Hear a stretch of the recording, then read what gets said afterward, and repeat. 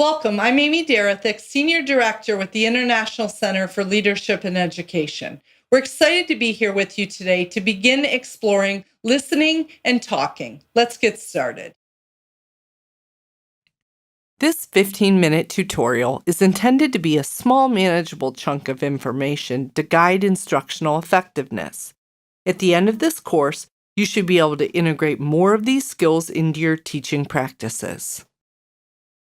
Today's objectives are 1. Listening to inform instruction, 2. Impactful teacher talk, and 3. Strategies to improve listening and talking. So grab a cup of coffee, take the 15 minutes to invest in your teaching practices. You deserve it. Grab your notebook so you can take down the strategies that you may want to use.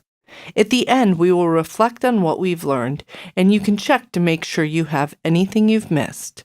Remember, practice makes perfect, and writing it down sure makes it easier to remember. Take a moment and have a look at this picture. Do you ever feel like this? How many of you multitask constantly? How many of you feel foggy in your thinking because your brain is on overload?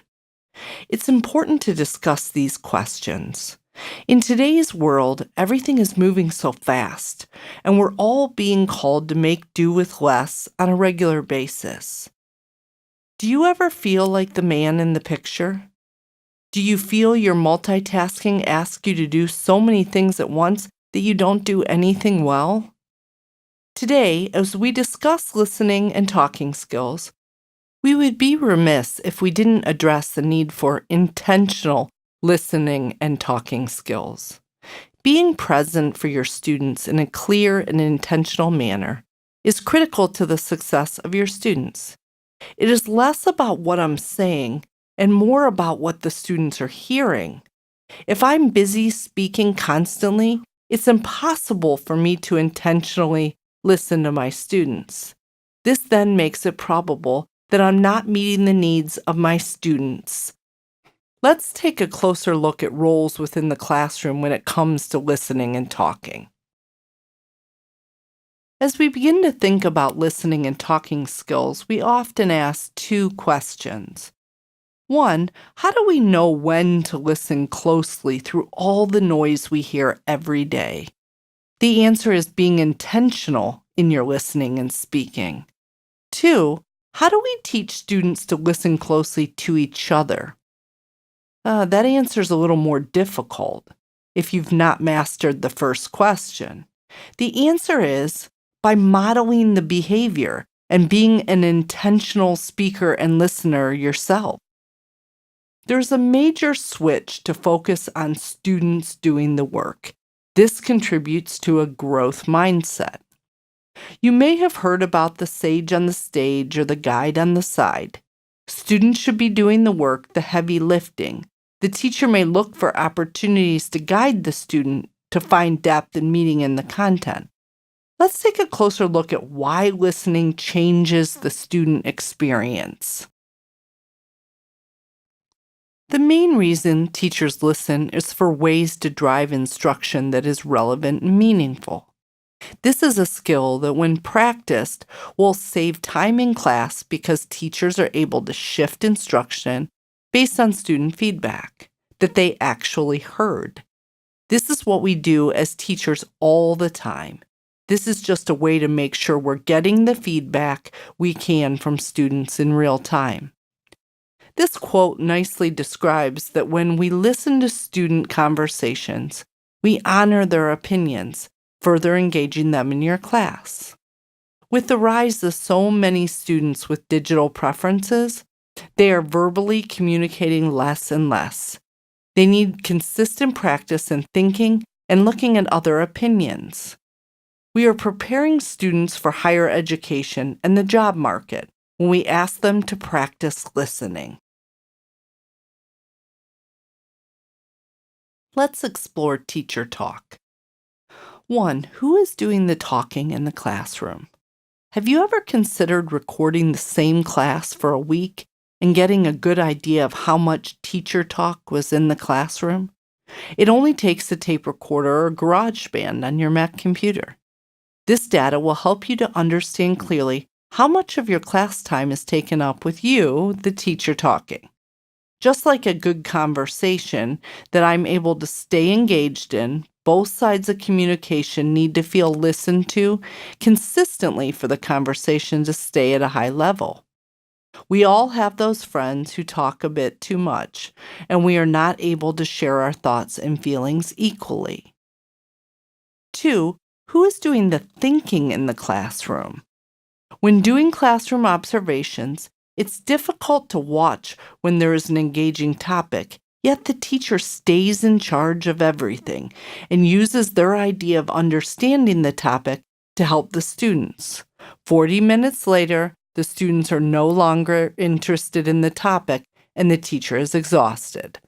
When teachers set up student thinking opportunities with open-ended questions, students stay engaged and teachers get rich information, and students are doing the thinking and work. 3. Are directions clear and concise? Do you ever find yourself interrupting students after giving them a 5-step direction? Our brains like to focus after one set of directions. When we give them more directions by interrupting them, we may be missing valuable opportunities to hear from those students that need that level of focus.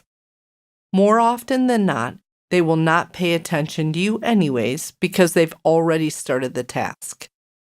It is critical to have clear and concise directions. Give them both verbally and in written format. Let's take a closer look at the ways you communicate with your students. There are many resources to support differentiated communication. Learning management systems like Google Classrooms, Padlet, WhatsApp are all examples. Next time you have a team meeting, brainstorm tools that can be used to increase communication with your students. This is a great opportunity for professional learning communities within your faculty and staff. We are going to cover 5 key listening and talking strategies that will give you some tools for your teacher toolkit. Strategy 1. Formative data can be captured during student conversations easily. Teachers choose to record important aspects of these conversations on paper or digitally. These important aspects are related to individual students or the group they are in.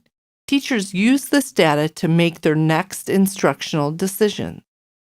If the level of discourse is too low, it's important for the teacher to know this so that they can intervene to level up conversation and get them to think more. Many teachers have scaffolded questions in their head or written down with every lesson for this purpose specifically. If the level of discourse is high, this is a great time to use the student groups as an example for others, on the spot or after the activity as a wrap-up demonstration. Here are some options for grouping that teachers can consider: homogeneous, by gender, by behavior, randomly, by interest, by learning style, or student choice.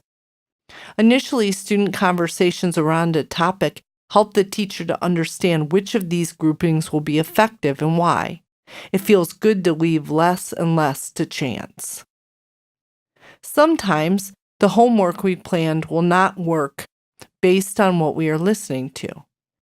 Be flexible so that students practice at that level where they're performing and at the level in the classroom.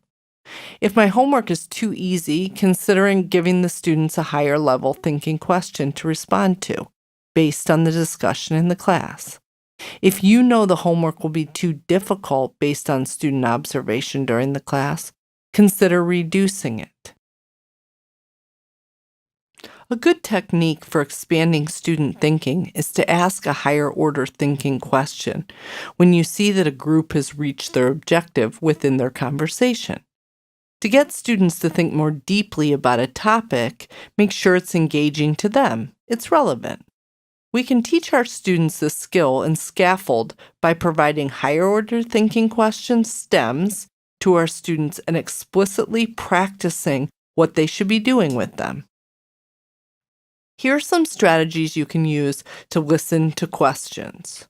Write down buzzwords while students speak that will provide reminders of questions you want to ask. Close your eyes while students communicate to take in what they're saying. This blocks out distraction. Have formulated questions in advance that are varying levels of complexity to pull from the real time. And finally, you can listen from the back of the room while groups are discussing to allow students to focus on the discussion, not where you are as the teacher. Strategy 3.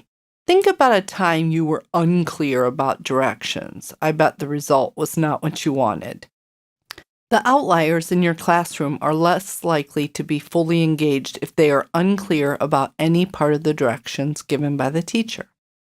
When you practice giving directions, be aware of what you might have left out. Try sharing the directions with a fellow teacher or even a student, and ask for specific feedback on where there may have been gaps in the overall communication. Were they clear and concise? What questions did it create? Don't forget to have directions prepared in a multitude of different ways to support student learning styles and as a reference tool for self-directed learning. Strategy 4. Teacher Talk Checkup.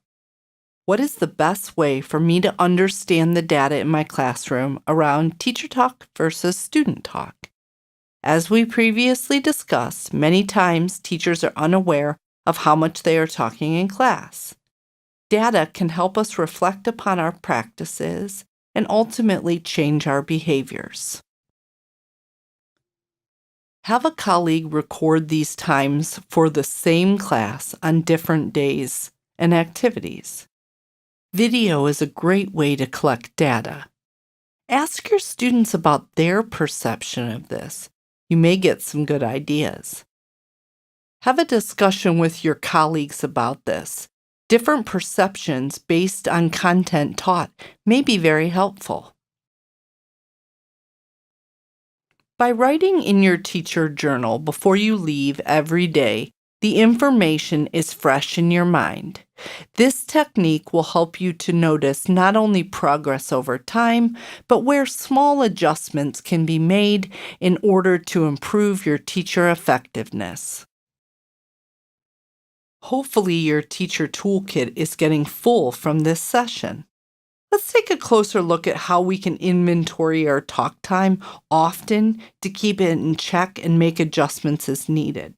We really don't need to make a mountain out of a molehill. Here is a quick chart that will help you inventory your talk time. You will have to determine how often you're going to inventory this skill and make a commitment to periodically checking for success. Brainstorm ways to address any issues you may be experiencing with a peer. There are additional reflective practice questions that you might find helpful in critiquing your listening and speaking skills. Did I use the appropriate wait time? Were the questions I asked appropriate, and did they encourage deeper conversation by the student? Did I use the data I collected from listening to drive new groupings and change the way I'm teaching?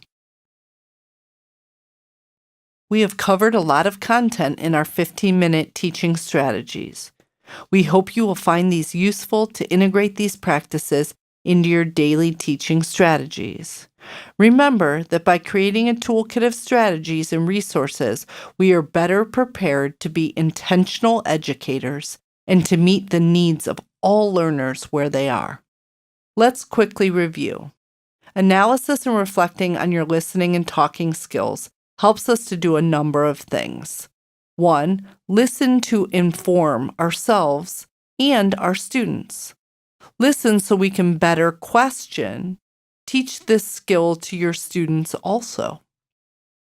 Practice giving directions so we can become more clear and students have less questions about logistical things.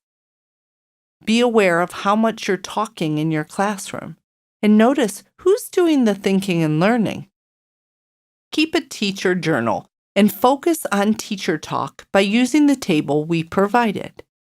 Remember, practice makes perfect. You're well on your way to becoming an effective listener and speaker.